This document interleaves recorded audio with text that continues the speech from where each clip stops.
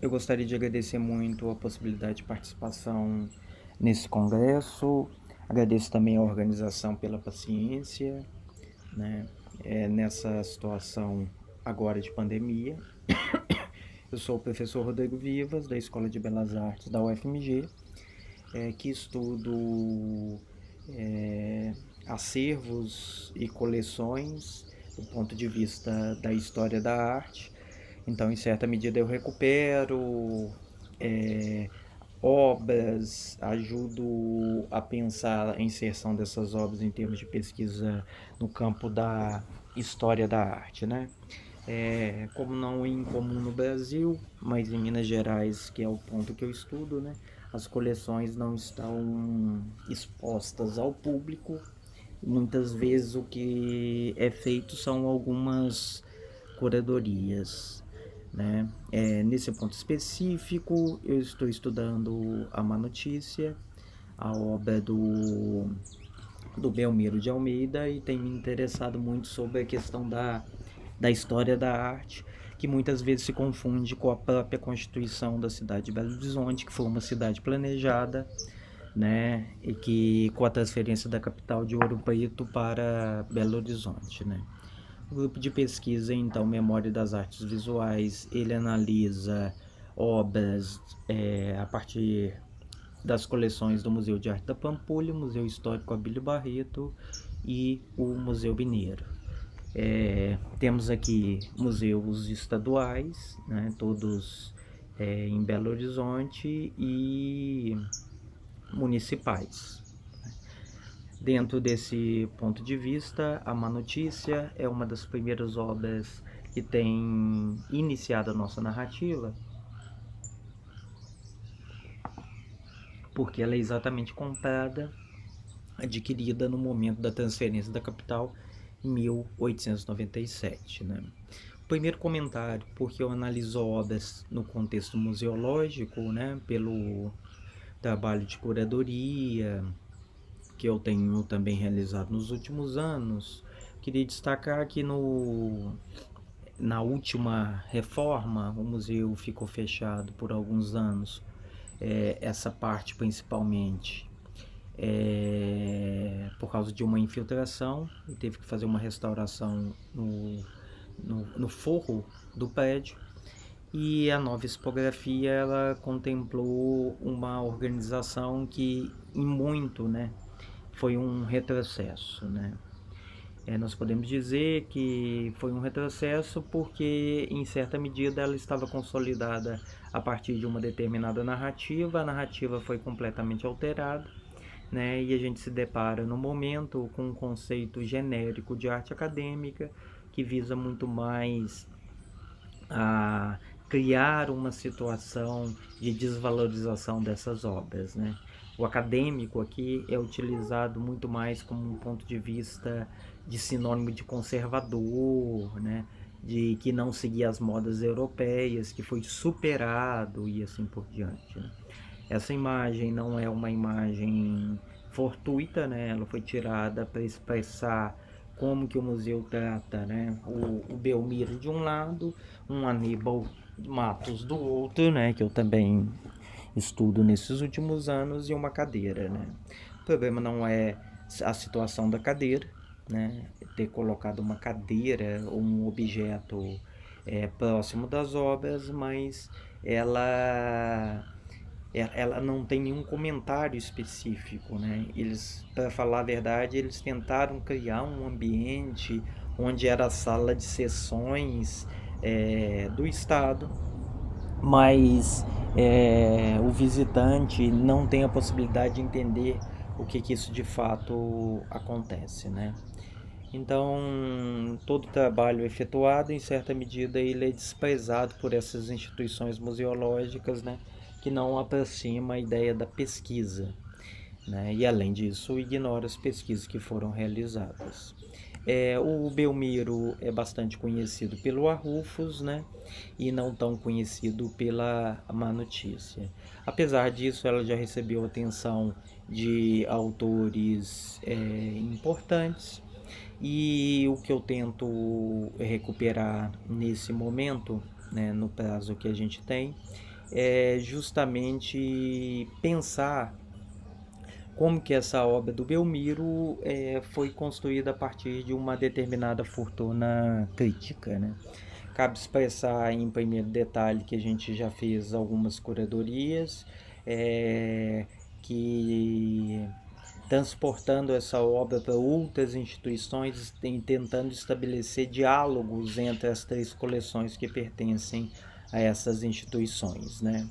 No caso específico desse momento, eu gostaria de destacar aqui que tentei realizar uma pesquisa de todas as obras, todas as críticas que foram produzidas sobre Belmiro, né? E me deparei com uma das primeiras críticas que foram produzidas ainda no momento em que Belmiro realizou a primeira exposição ainda em Ouro Preto, né? Em uma das suas primeiras exibições ao público, né, mineiro, a tela Uma Notícia recebeu o texto poético assinado por Fid Iori em 1897, né? O cronista insere a cena como um voyeur, né? Então, a obra foi exposta em 1897, que deu origem à sua possibilidade de compra, e ele expressa a partir de uma narrativa bem interessante, como se de fato a obra fosse vida, né? Se ela existisse de fato, né? Então foi nessa posição que eu encontrei. Essa é a narrativa de 1897, estática, olhar fixo na carta assinada, caída no assoalho. Dizer-se-ia uma louca, toda absorta na suprema da sua dor, da surpresa da sua dor, de que ela seria capaz de avaliar e compreender na explosão do desespero, né? Em sua interpretação, a cena trata-se de um momento de ausência da figura amada. Seria a jovem uma esposa que sente a tristeza do isolamento e que, ao receber uma carta agora unida aos seios, bem próxima ao coração que palpita ansioso, entra em desespero. A tarja preta já seria suficiente para antecipar o significado da má notícia, e a leitura torna-se necessária. Assim seu corpo é lançado na poltrona, absorto na surpresa e na dor, né? Nesse caso, ele tenta resgatar o momento anterior à cena, né, que se desenvolve nessa narrativa, né? O quadro recebeu muitos comentários, não tão detalhados como de Fiore, mas que pressupõem a morte de um ente querido. Em uma publicação do Estado de Minas, a composição do quadro é tomada como foco. Os móveis, os vestidos, a saleta onde a cena se passa, está todo desenhado de uma maneira admirável, onde o contraste das cores e os efeitos de sombra criam uma ilusão completa, de maneira a parecer que se assiste efetivamente àquela cena. Muda em si, mas palpitante, de vida e sentimento, né? A má notícia, ela consegue grande notoriedade e ela é adquirida então pelo governo do estado e passa então a incorporar a coleção do Arquivo Público Mineiro, né? Ela é carregada logo em seguida de uma lenda, que a má notícia então seria a própria má notícia. Ela carregaria sempre más notícias por onde passasse, e essa ideia de que em 1897 a transferência da capital seria a primeira má notícia, né? Decorre também da interpretação que ela foi por muito tempo relegada a segundo plano, escondida, porque a partir dessa lenda, todos os lugares onde ela de fato estivesse, ela acabaria por trazer morte de entes queridos, e nenhuma figura pública então se interessou por essa obra, né?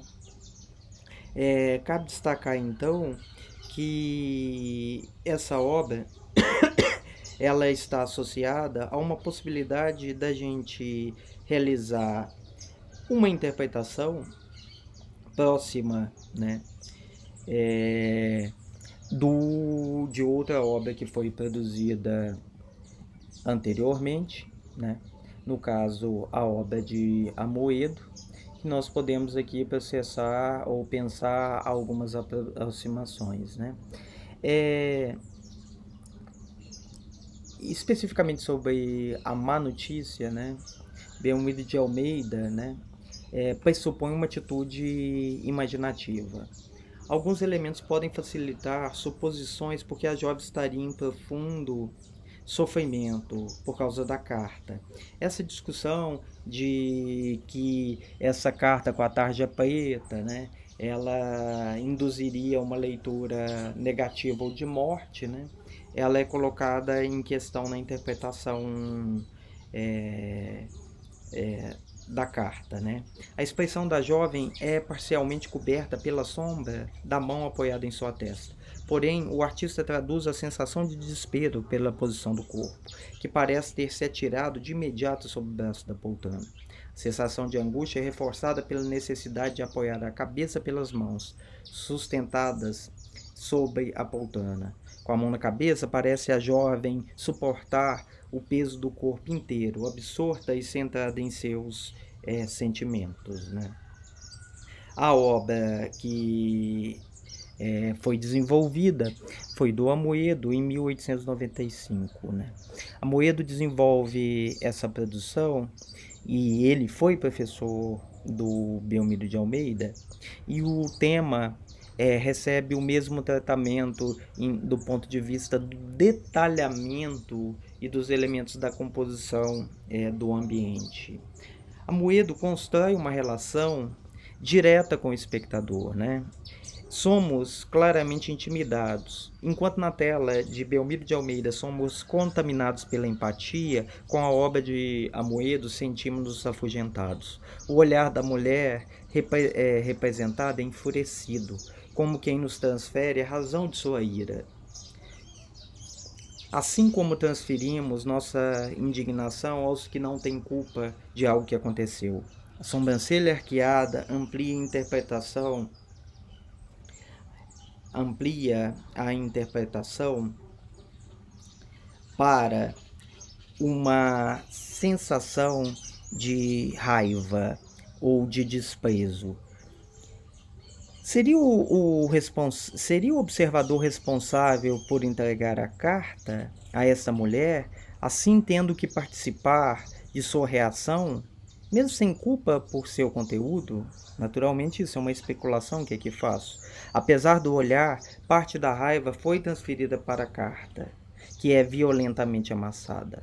Uma segunda interpretação possível recai sobre o olhar distante da nossa personagem, como se, depois de ler, não olhasse para nenhum lugar, mas rememorasse todos os eventos passados em flash, assim como dizem ocorrer no momento em que antecede a morte. Considerada uma das melhores telas produzidas e expostas por Amoedo em 1895, a Telas Más Notícias, segundo o comentário de jornal do Comércio, apresenta tecnicamente um bom conjunto, destacando-se nos detalhes das vestes e da almofada, apesar da cabeça da mulher parecer um pouco dura. Estranha, no entanto, que o comentário da publicação defende que a tela estaria mais próxima do retrato que da pintura de gênero. Isso nos parece uma boa discussão levantada para a crítica. Se o trabalho não estaria situado como pintura de gênero, afinal, no que ela se refere? Estaria essa produção mais próxima de uma observação do cotidiano ou daquilo que a gente entende do realismo, pensando os primórdios da arte moderna? Então, ao compararmos essas duas obras, né, o tema é tratado de forma completamente distinto. Nesse sentido, e o fruto do nosso interesse, né, a má notícia do Belmiro de Almeida também coloca uma situação bastante interessante, né? esse formato ao qual ela é construído nos possibilita imaginar como se a gente estivesse de fato numa posição de voyeur, como se a gente estivesse vendo a cena, mas a cena não pode. Mas nós observamos a cena, mas não somos observados no momento e acompanhamos o sofrimento, né? Um aspecto também muito interessante dessa obra que cria essa sensação da cena que se desenvolve no momento que a vimos, se dá também pela luminosidade e por uma luz que pega no rosto e sombreia o rosto da moça nesse formato triangular, como também uma luminosidade que efetua um fator de colorir partes da trama do vestido, né? Na observação dessa obra também, nós conseguimos perceber pelo original que nós conseguimos ver ao longo do quadro ainda o desenho produzido, né? Certas linhas que perpassam toda a cena no sentido de demarcação da obra. Um detalhe que também a gente não pode esquecer, que não é possível ler o que está escrito na carta. A carta ela é apenas alguns elementos pictóricos que são realizados. Não dá nem para datá-la, né? Não tem uma letra, não tem uma ideia de uma interpretação em relação à carta. Esse é um sentido, em certa medida, dessa comunicação. Espero que nós tenhamos possibilidades de uma discussão e, principalmente, sugestões quanto aos caminhos aqui comparativos que eu tenho feito, sempre partindo de obras dos acervos desses museus aos quais eu me referi no início. Muito obrigado.